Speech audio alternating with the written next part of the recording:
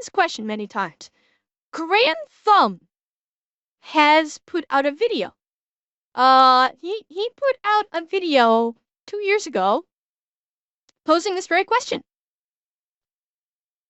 I have not seen it, so we are going to see it now. Should you use airsoft for realistic training? I'm curious. It's a bit longer. That's why I said this may possibly take us to the end of stream, because it's 25 minutes. So if it takes us to the end of stream, it takes us to the end of stream. But I'm very curious, and I want to find out. So let's do this.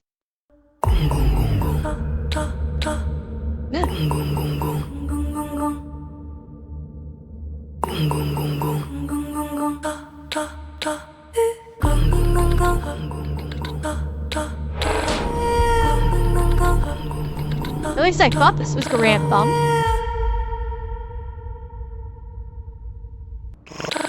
Maybe it's not.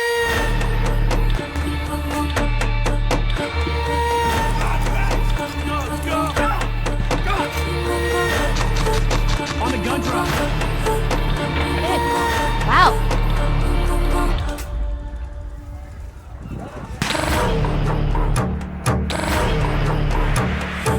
It's just intense.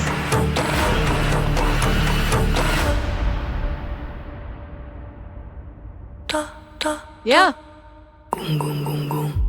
Okay, yeah, it is Garand Thumb. Are you ready? Yeah. All right, stand by. Yep. Up.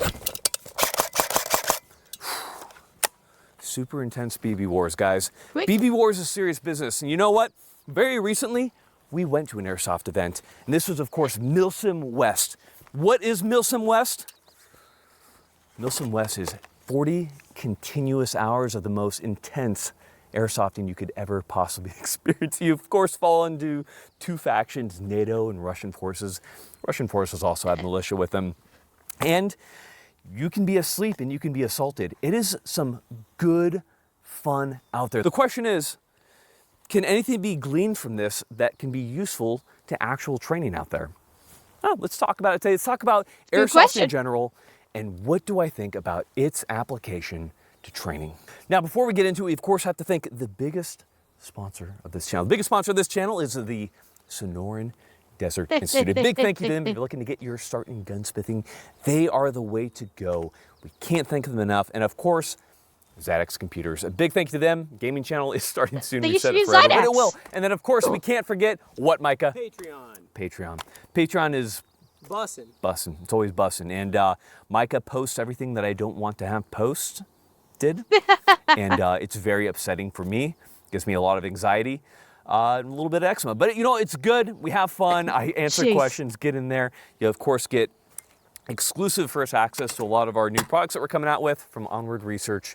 Go check it out. And of course, for this particular video, we have to thank Evike and GrayShop.ru.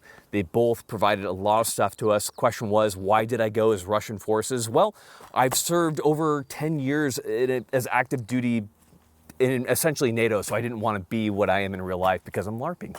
It's make believe. It's just pretend. So big thank you to them. Ladies and gentlemen, I often forgotten, most certainly not by me, hardcore Milsim LARP. By the way, what branch in what MOS was Garand? Does anybody know? You said he was like, you know, he was enlisted for 10 years. Well, any idea what he did? PJ. Okay, I'm seeing two different things. I'm seeing PJ in the Air Force, and then I'm also seeing Army. So, oh my god, I'm seeing like every fucking branch under the sun right now. Okay, someone do some research and give me his MOS and branch. Okay, what is PJ? I don't know Air Force. I don't know the Air Force abbreviations. What does PJ in the Air Force mean?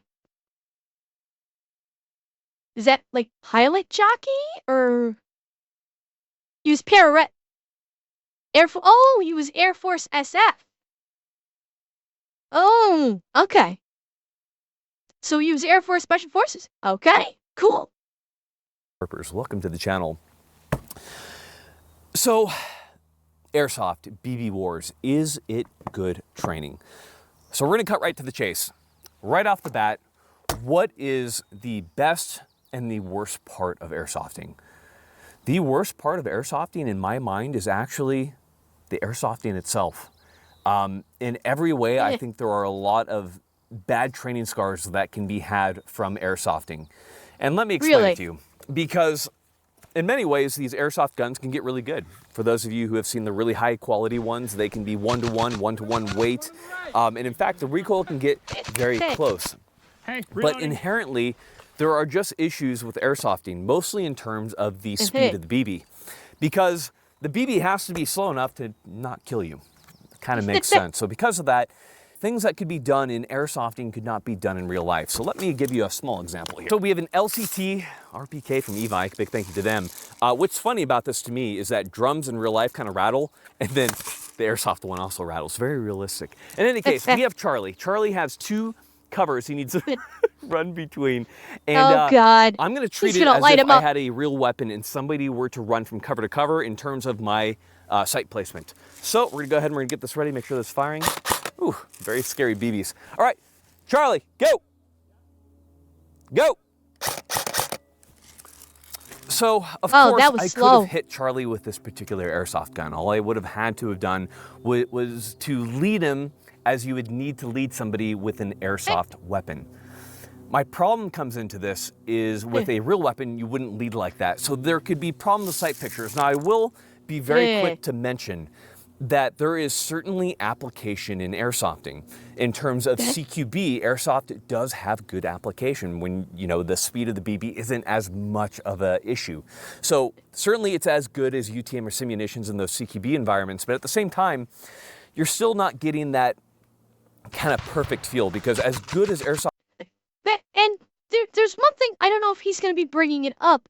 There's one big issue with airsoft versus BB in terms of military training applications. Range. Military weapons obviously have, at minimum, 10 times the fucking range that an airsoft gun does. And that was point number 2, Rose Spartan, the accuracy. Actual firearms are obviously much more accurate than airsoft weapons. So I think the big question is not so much like, okay, does it make for realistic training because of the firearms themselves, or does it make for good realistic training to use for the tactics? Well, simunition has got similar range, Kanito, because simunition, I think, probably has a bit more range than airsoft does, but it's still far short of real routes. Very far short. Like, what Grant was saying is, like, the CQB, absolutely, because the range and the speed of the rounds is a little bit immaterial. The benefit here is because a lot of these airsofts are made very similar in terms of the design, how they look, how they feel, what they weigh. I think the end result is going to be, we're going to see that there's a very strong argument that they can be useful for tactics. Yeah, for practicing tactics. Doing reconnaissance, forward movement, site security, learning, like, okay, if you're going to sleep, you need to have someone on guard to be, keeping watch for any insurgents coming in onto your position. Things like that. I do see, I can see it being beneficial. It's just the actual firefights is where things are gonna get wonky in terms of how effective they will be in terms of, how does it compare to actual military weapons.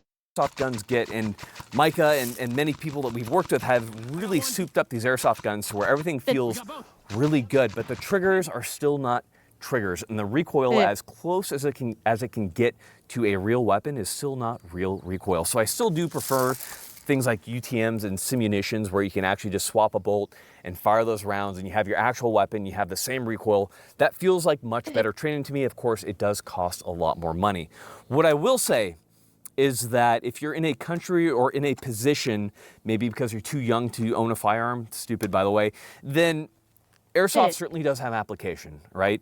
Just realize that there are limitations both in terms of the shooting as well as in the manipulation of the weapon, because even the way the magazines lock in on these airsoft guns is not like the real thing. So don't get too cocky there. There's nothing like real steel, but airsoft does get close.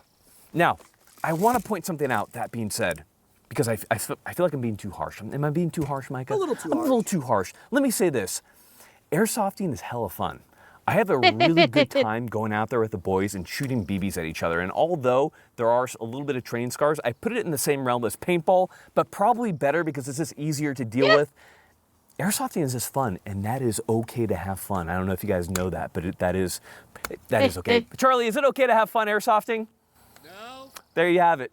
Of course he Because said there's no. nothing like pretending to be a Russian, running through an open field, and watching your best friend administrative results get gunned to the ground brutally by a BB gun. They took down administrative results. No.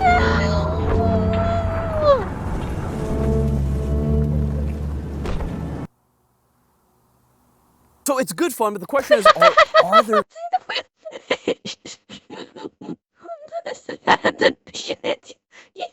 The PTSD just staring off into nothingness, remembering that.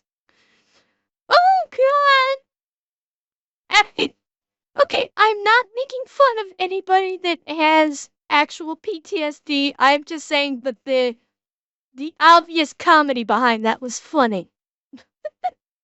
Are there any good takeaways? Now, when we talk about an airsofting event like Milsim West, which has those continuous 40 hours of play, there are some really good lessons that you can pull. To be clear, Milsim West is not a training event. Milsim West is an airsofting event. Don't take it too seriously, but there are many good things that we can glean from it that we can possibly use in our own training. So let's talk about what those are. In many ways, when I got to Milsim West, it really reminded me of a military training event.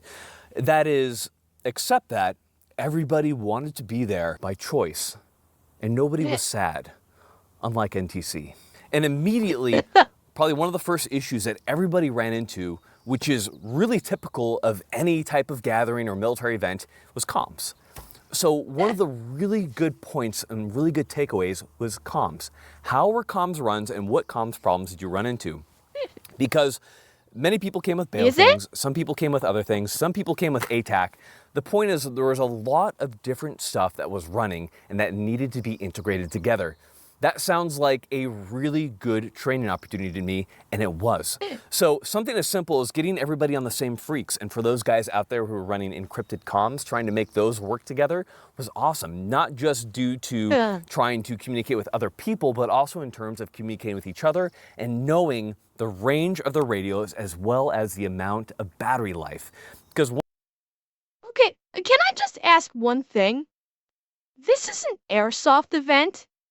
Why were people bringing in encrypted comms to an airsoft event? Like, I appreciate the dedication, but holy shit. That's like...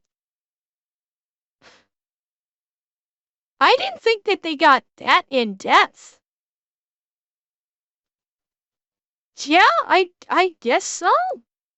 I guess so. I mean, they try to do it. Well, that's it. Like, Drizel, I appreciate train as you fight. This is not like an official training. This was all about fun. But I can certainly appreciate people that are like, okay, we want realism. We want to try and get this as close to real as possible. So I guess I could see an opposing force trying to hack comms. Yeah? one thing that you kind of learn really quickly in the military is how quickly does your radio drain your battery? And that is a really good thing to know so that you know how many batteries you need to carry with you.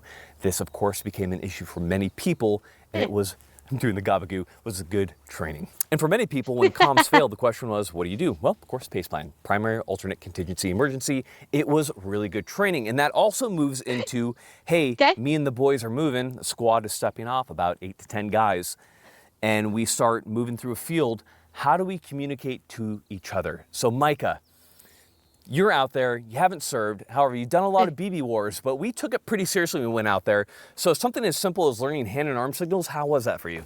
Hand and arms, it was really nice because our platoon leader, Nick, really, Blue Jean operator, really briefed us all. So it was good to look, like actually apply those. But as far as comms, I was so scared to even use them because I'm like, man, I sound like an idiot. I don't know radio etiquette. I don't know any of this.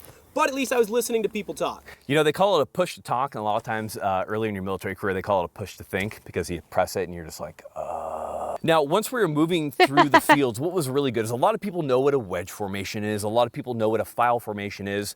But actually moving between those two and exercising that in a large kind of squad formation, or even working with 2 squads or 3 squads, made it a much more dynamic event. And 100%, we can go off into Mount Rainier right back there and we could do this, right? We could go practice this on our own. But it's just a little bit more fun when you're out there and you know that there's somebody with their own little BB gats going and trying to hunt you down. But not simply just more fun. It adds that, looking at it from a training perspective, it adds a level of realism to it that you would not get if you were off doing it on your own. When you're involved in this matchup, knowing that you have an opposing force out there that's coming after you, it gives that extra layer of taking it seriously. I mean, yeah, it can be fun, but at the same time, you'll take it seriously because you want to win. People that engage in these kind of airsoft wars, they do it because they want to win. They don't want to just go out there and fuck around. They want to win. They want to beat the other team. They want to be the superior force. So it's fun, but they still take it seriously. And through that seriousness, you can affect some really good, solid training because you'll be using those same tactics, those same techniques in the actual field. So, and no J10, I'd say you're not weird, no. And adds a little bit more spiciness to it and makes it just not realistic, but makes you take it a little bit more seriously. And for that reason, I found Milsim West to be really good because, again, at any time when our squad was moving, we could be attacked. There was no safe area. There was no safe zone. You could just always die. You could be taking a shit and you could die by BBs. So that was really good training there.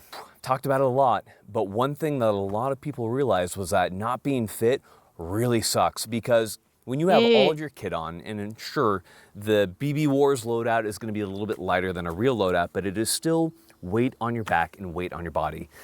For my military guys out there, guys who have gotten good training, you know that as you move, you will take cover, you will pause, you will do sills, stop, look, listen, smell. You take a knee, you get up off that knee, you move, you take a knee, you get up off that knee. You learn really quickly that A, you're not fit because squats suck, and that 2, equipment can be a very real problem for you. Mike, I know you ran into an issue with equipment. Yeah, no, some of my pouches just dangled in the wrong spots, gave me blisters, headache, from honestly the lack of use under nods. Just suffering. Just pain. Pure suffering. And it reminds me, when I was going through selection to become a SEER specialist, one of my buddies, we went on I think an 8-mile ruck during training. He didn't have his Alice pack adjusted properly, and it ended up rubbing an open sore on his back over one day. And so we still had 2 weeks left of training. That thing ended up being super painful and getting super bad and infected because he kept sweating into it. The sweat would crystallize and just open it up. And it sucked. And it was simply because he didn't know how to adjust his kit. So although this isn't a training event, you're still out there with your kit on and you're going to learn what does or doesn't work, just like Micah did, just like my buddy did. So that is one thing that I really loved about it. Daytime was kind of a wash for me. I really didn't care for it that much because you're watching BBs fly at like 20 feet and you're like, whatever. But when we got into night, some very interesting things occurred. The reason night was so important was that living under green light, living under blue light, and actually going a full 8 to 12 hours at night, running nods that entire night, was a real game changer for a lot of people. If you've been to a flat range, you've gone in, you've turned on your nods. I say flat ranges, we're talking about BB wars. You turned on your nods and you shot, and you flip up your nods, you turn on your red lamp, and you kind of do your stuff. Cool. Is that good realistic training? I don't think so. When we got out to Milsom West, we practiced full light discipline. That meant once the night set in and we put nods on, we were 100% light discipline. That meant no red lights, no lights of any kind. So things like simply drinking water become an issue, simply finding the correct pouch become an issue. So for a lot of people, this was a really good event to get really good under nods really quick. Mike, I know you didn't have a...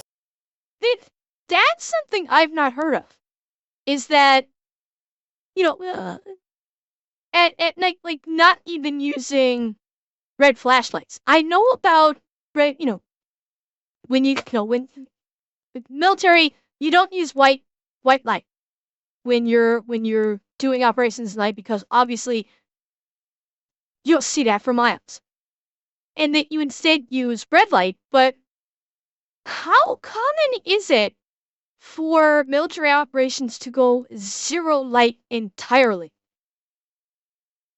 Yeah, yes. It's basically, Jimmy, it's night vision. That's it. It's night vision. Can it be seen far? I thought that was not so much the green, but I know with the red, I thought the whole thing with the red is that it had a very short visible range that it could be seen. Yeah, because if the enemy has nods, they can see infrared light for miles. Cheer 100. Ah, I see. So how, nods have a pretty...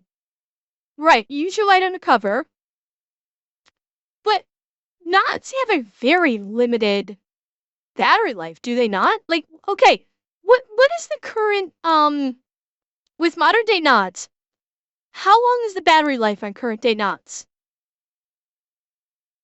Does anybody know? Because the ones I've heard about, I don't think they lasted that long. 8 to 12 hours. Okay, so the battery on nods lasts much longer than I thought. Much longer. Okay. I'm seeing 4 to 7, I'm seeing 8 to 12, but even 4 to 7 is, like, depending on the time of year, is a pretty decent amount of time. Okay, so there's where my confusion is. I thought that nods only lasted maybe like 3 hours at most. Like the battery power on nods was like maybe a 3-hour battery. Obviously, I was wrong, and the battery life is much better than what I was anticipating. So, okay, now what he's saying makes more sense to me. Where you're saying doing total light discipline, no light whatsoever, all you do is you keep the nods on. Okay, that alleviates my confusion, and it actually, because I'm thinking like, okay, how the hell can you go all night, do a full night mission, nods only? How the hell your battery's gonna last that long? But you guys are saying that they obviously last a ton longer than I was anticipating. Okay. A whole lot of times under nods. Virtually none. Virtually none, and then you ran a full 8-hour night. And this was my first pair of nods that I had acquired a week before the event. Big thank you to Discreet Ventures. Discreet Ventures. And I just got thrown into the fire. I was bumping into people. I would get snagged on branches. I started to learn proximity and all that very quickly. How many times did you knock nods with somebody when you were trying to talk to them? I ran into probably like 7 people in one night. Like, stop! Yeah. So nods became really important. Now, something as simple as your nods die, you need to change your battery. This happens all the time. Can you do that at night? Sure, you can unscrew the cap, but do you know where your battery is located in your pack? Can somebody get that for you? So something as simple as I have my pack on, I need to change my nods, and I need to tell somebody to grab batteries out of my pack. Do they know where my batteries are? So this also came down to gear standardization. Okay. And this is a very common issue that the military runs into as well, is if I need to grab something off my buddy, a little bit of standardization can go a long way, especially when it comes to night vision. You had to see, once we got out there, people quickly realized, was their gear actually up to snuff?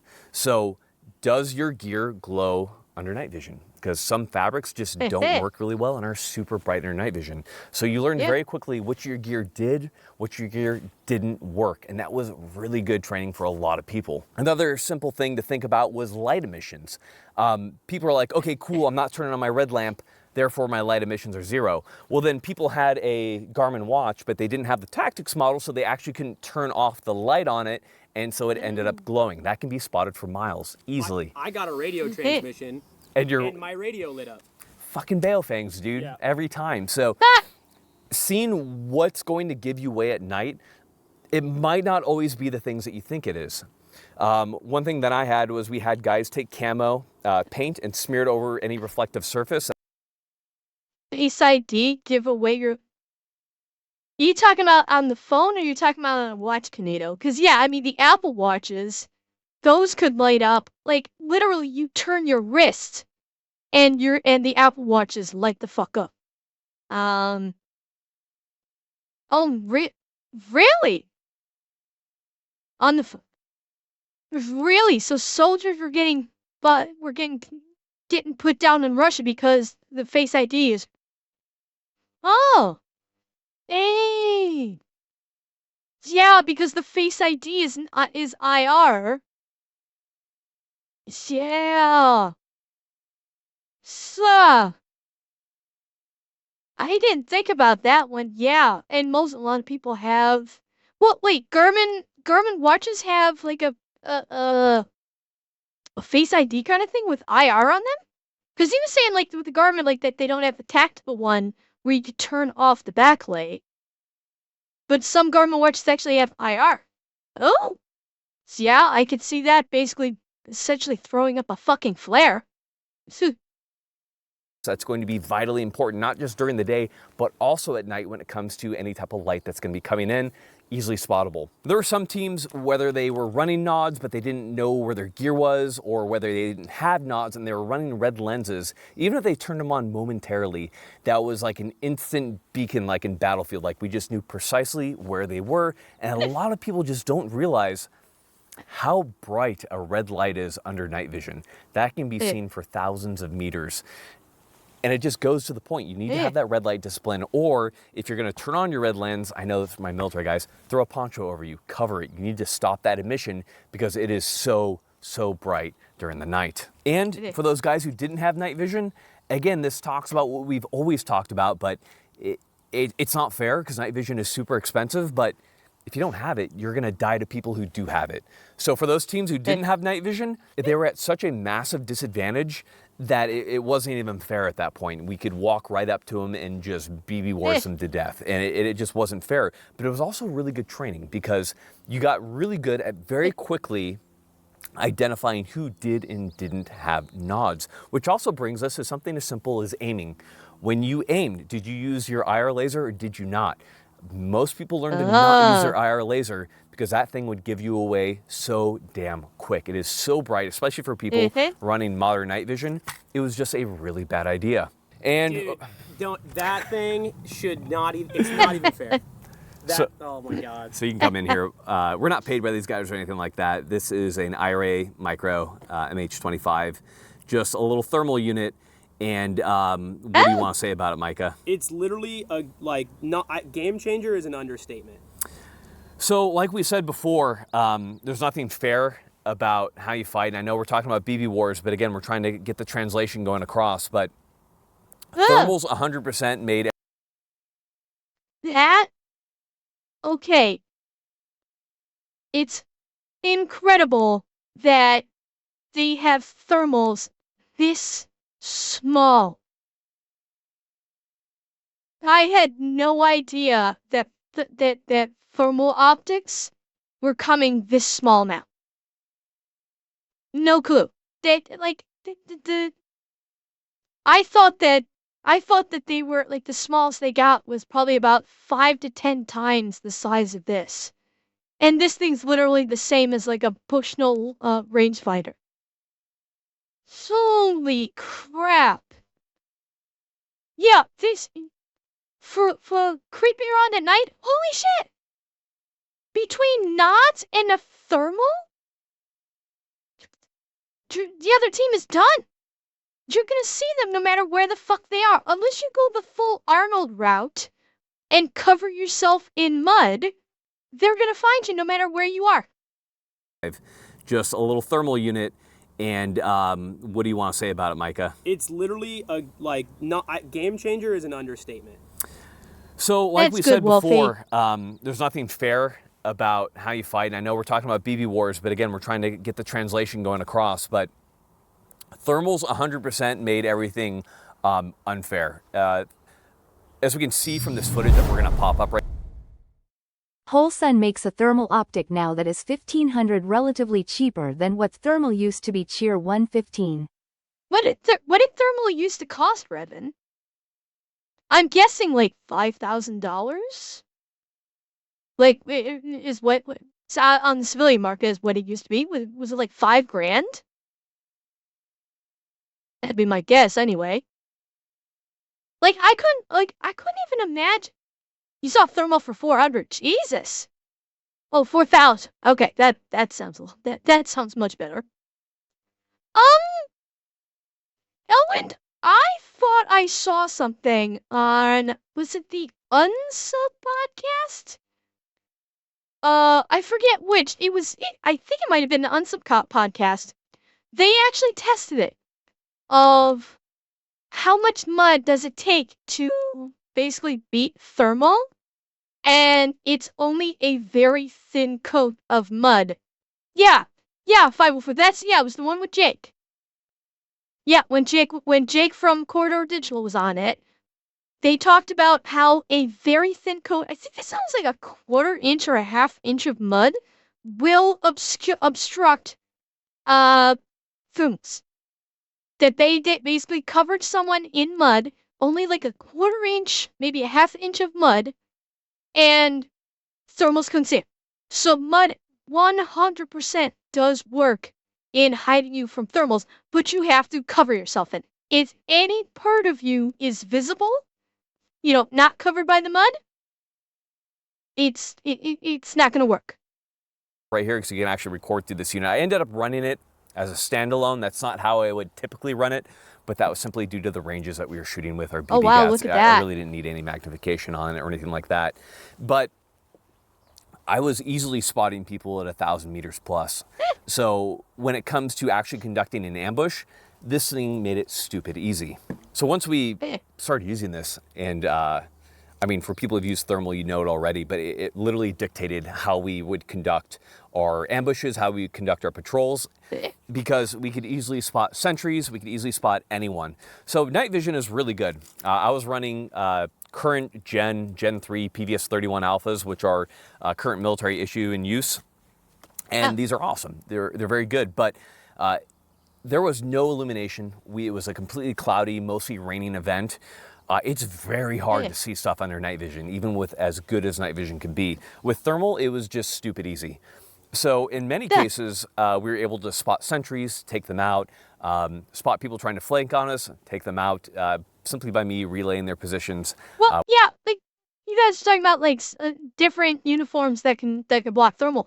I can imagine that that's one of the things that the Army is working on, or the military in general, not just the Army. The military is working on in general is, with the development of night vision and thermal getting smaller, getting less expensive, where enemy forces can easily get their hands on them through fucking Amazon, that they've got to come up with a way to counter them.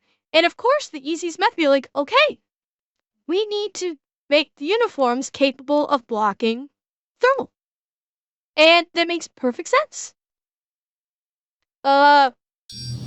I have no idea how effective they might be, but... If budget is no issue for 8K, there is a thermal attachment that goes with the nods Garand Thumb has there, making them even more effective. Cheer 100. Wait. So... Well, I know for... I'm guessing for him it probably wouldn't be a... Who knows? Maybe that has the attachment. I don't know. But... Yeah. Like, this kind of technology is getting more widely used and is getting cheaper, which means more people can get their hands on them. Even some of the quote-unquote poorer nations are able to get their hands on them, again, through places like Amazon, for God's sake. And, Simply Made Dies, thank you for the follow. With my thermal unit, because Yes, it you also are. gives me exact bearings via an internal compass. So it was very much so cheating. In one case, and you can see the video right here, we began to move on the main NATO base, and they had 1 or 2 guys maybe with PVS-7s. And you can see from the footage, I could see them in the tree line from a solid 400 away. We kind of knew where their position was because we could see the glow from a fire. Great job on that one. It was raining, so they got a little snivelly, so they had to start a fire. Don't start a fire at night if you're fighting against people. They had a fucking campfire. Oh, mistake. It begs the question, was the people that were on the NATO side during this contest, like, how many people, like, obviously, Garand and people with Garand are former military. How many people on the opposing side were also military, I wonder? Like, what was I'm really curious what the mix of military to non-military was. Because if they were military, and they were taking it seriously, that's the big thing. If they were taking the contest seriously, if they were military, they would not have lit a fire. So that begs the question of, is the ones who lit the fire, were they non-military and thus did not realize what a stupid idea that was? No, were they just not taking it seriously and just having fun with it? That would be the question I would ask. People with night vision, that's a terrible idea. I know it's BB Wars, but in any case, it was simple. We wanted to see how close we could get, and as you can see, I'm continually like raising my gun. I'm like, I feel like we're way too close because I think of it in terms of a real gun. Because we got to within about 15 feet of these guys. You can see administrative results was right in front of me. Wow. And we just ended up taking the shots, took out everybody at the fire, and completely decimated the base. Completely wiped them out. It was just unfair, and that was due to a combination of night vision and thermals, of which they had very few. Yeah, and the fact it was. That they I mean, look at how clear that is. Just look at this. They are fucking glowing.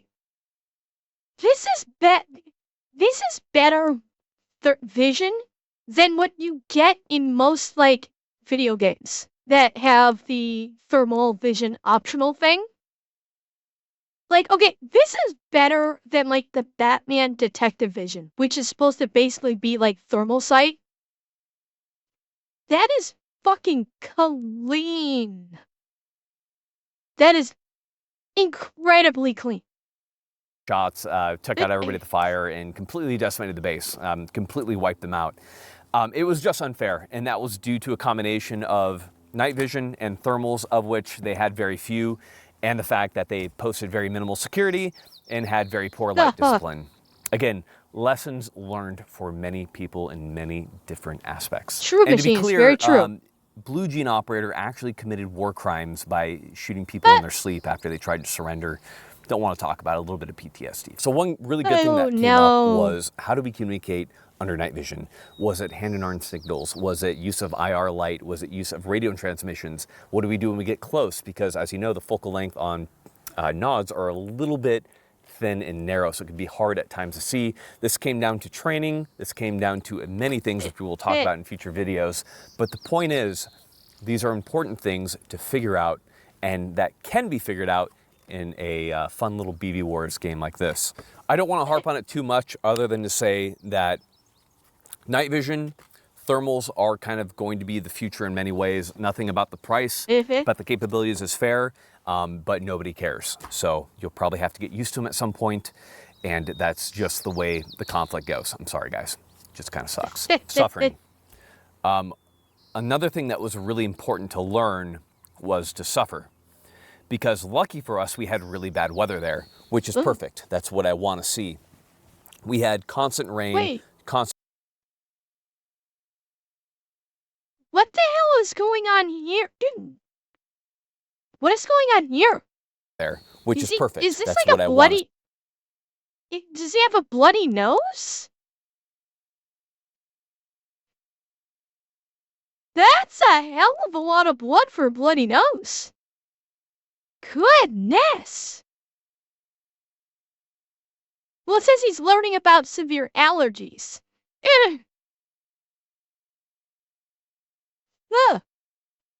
Yeah, that's one hell of a nosebleed. No, we didn't punch him in the face. That's what I want to see. We had constant rain, constant near freezing temperatures, and what this made people realize is that, one, they were completely unprepared in terms of their clothing, in terms of their boots. Micah, were your boots adequate for the weather? No, they were soaked. They said Gore-Tex, but nope. Nope. Friendship ended with Gore-Tex.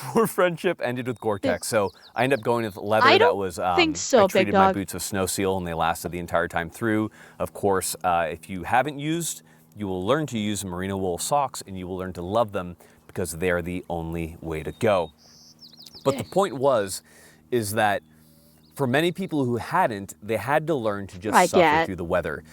We didn't make giant fires at night. We didn't try to get warm at night. We simply went and patrolled as a squad and went in as our little Russian death squad and all that kind of stuff.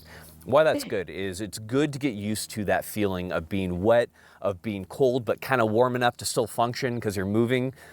These are good things to get used to. The fight typically isn't going to happen at a time when it is convenient. So to quote a dumb term that we use all the time, get comfortable being uncomfortable. And this was a great opportunity to do so, even though it was simply BB Wars. You can make it as good or as bad as you want to. Because in our case, there's a point in our AO, area of operation, BB Wars, where we had like a solid 700 meters of open field. And I have a little video right here. Oh. And you can see that it's just completely open and we're just walking in it. And that's not realistic, right? Because in real life, a weapon like this, if it were real, an AK-105, could easily make a 500-600 meter shot and could put us straight into the dirt. So in reality, we'd want to take that route way differently. We'd want to use micro-terrain, actually navigate, belly crawl, use what we can, and move at times that make sense. How much you're going to get out of an airsoft event like Milsom West is completely predicated upon you. About how you as a squad, as a team handle it, how seriously you take it, and how much fun you have with it, because no matter what, have fun. Yeah, I mean, it does kind of showcase how they did kind of take it a bit lightly in some ways, because yeah, an open field like that, you would not be just strolling down. That's basically a kill box.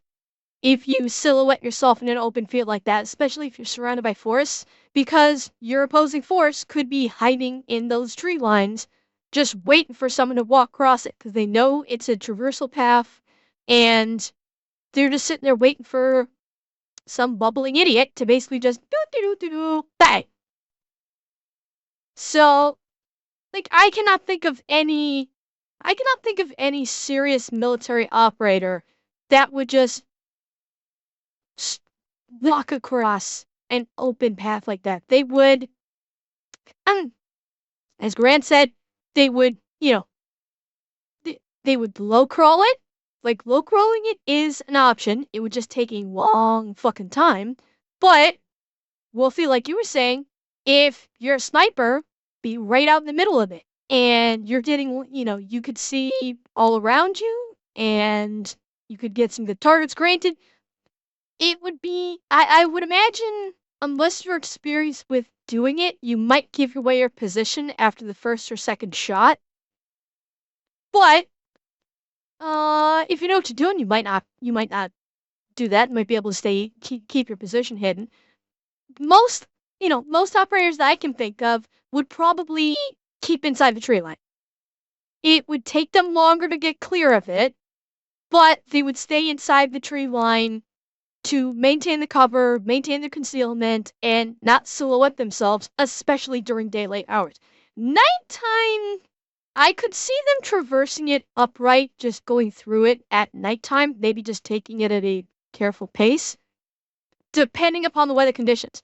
If you had like what they had, which was an overcast night, lots of inclement weather, you're not going to have illumination from the moon, so the nods might not, so you might not get picked up through night vision just walking that field. Thermals obviously would. You would, but with nods, if there's not a whole lot of overhead light and you're maintaining light discipline, at nighttime you could cross that field. But during the daytime, absolutely, you're skirting that entire area. You're making sure that you are not basically presenting a literal fucking range target for an enemy to just go boink and put it out. Fun doing this, but the point is there's a lot of good things to glean from it. So before I go, I do want to talk a little bit about some of the kit that we use. We used from Evike, the LCT SR3M. Ran semi-okay, I would probably go with the 105. We use the Onward Research Recce rig, which is our rig. It's pretty awesome. And I use a sword dump pouch. And of course, I was using my normal 3-day assault pack from Mystery Ranch, as well as ATACs from Gray Shop. So a big thank you to them for sponsoring that. Again, we just wanted to do something a little bit fun. Point is, I had a great time, and for a lot of the people that I typically associate with, it was a really good event to be able to kind of get them closer to a level that I needed them at, while also having fun. So in conclusion, should you BB Wars? I think so. I think it's really fun, and I also think there are a lot of great things to pull from it. So for my BB Wars guys, keep being cool. For my gun guys, get out there and do a little bit of airsofting. It's actually a lot of fun, and there are some good things to pull out of it. And let's bridge that community, because a lot of the BB Wars guys that I talked to, if they were of age, owned guns and said, hey, I watched channels and channels like yours, and it got me into airsoft because I was too young to own a gun, and then once I was old enough, I bought a gun, and I love this stuff now. Cool. And for guys who are too young to own guns, they're like, hey, I watch your channel, I love it, I can't own a gun yet, so I airsoft, and I have an airsoft gun. I'm like, cool, that's awesome. Keep training, keep getting out there, because the point is, we're going to live and we're going to die based on how we hold together as a community. Let's be inclusive and not exclusive. Ladies and gentlemen, thank you so much for watching. Get out there, have fun, have a good time, make this community stronger. And I've got nothing else for you. It's funny you say that. I started out as an airsofter way before. Did you really? Literally, I didn't give a shit about guns until airsoft became my life, pretty much. You know what I mean? Look at that. My camera guy, Micah Mayfield, started airsofting, and now he is a savage shooter and just shoots all the time and helps grow the community, all because of airsoft. Nice. Inclusiveness. That's my final message to you guys. Nothing more. Get out there and have fun. That was great. And so the takeaway is, whoop. I'm still mad at the FDA for making full-power lasers illegal, making good IR rifle laser units hard to come by. Cheer 100. Well, I don't.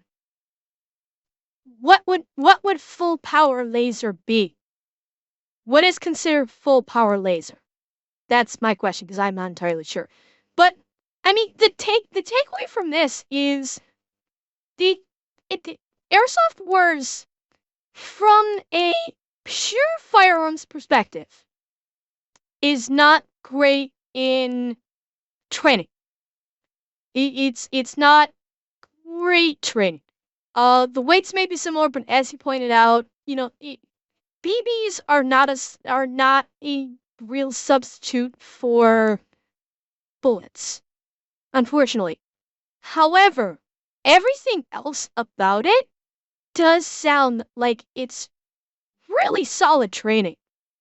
That between, you know, knowing your gear, knowing your signals, performing your tactics, doing land navigation, it's pretty much everything except the firearms themselves. And even the firearms themselves, to a degree, are decent in terms of, you know, how effective training with an airsoft war is.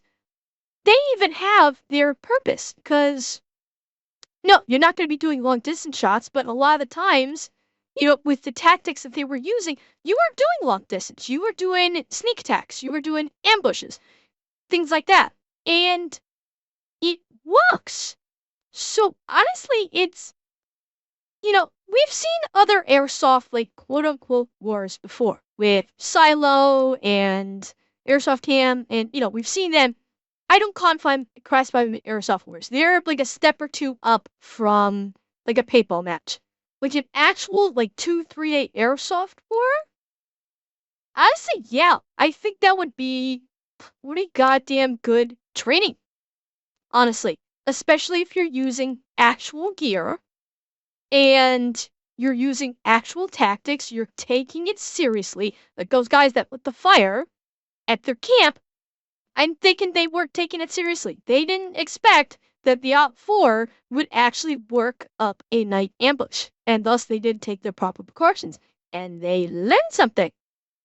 That shit can happen if you don't take it seriously. So I do think there is actually a pretty good deal of value in airsoft wars teaching you solid combat tactics and war tactics and, well, a whole variety of skills and knowledge when it comes to these kind of operations. And this is something that you can learn as a civilian. That's the big thing. That is a huge part of it too. You don't need to be in the military to learn this. These are skills. If you go to these events, there are going to be plenty of military or ex-military there that know these skills, that can teach you these skills, and you can actually utilize them in practice with these airsoft wars. So if you ever need to make use of these kinds of skills, you have them. And you don't, for whatever reason you are not in the military, you can still learn these skills and abilities. And that's no small thing. That's nothing to sneeze at. Being able to learn legitimate military tactics, military operations, when not actually being in the military. It's not a bad thing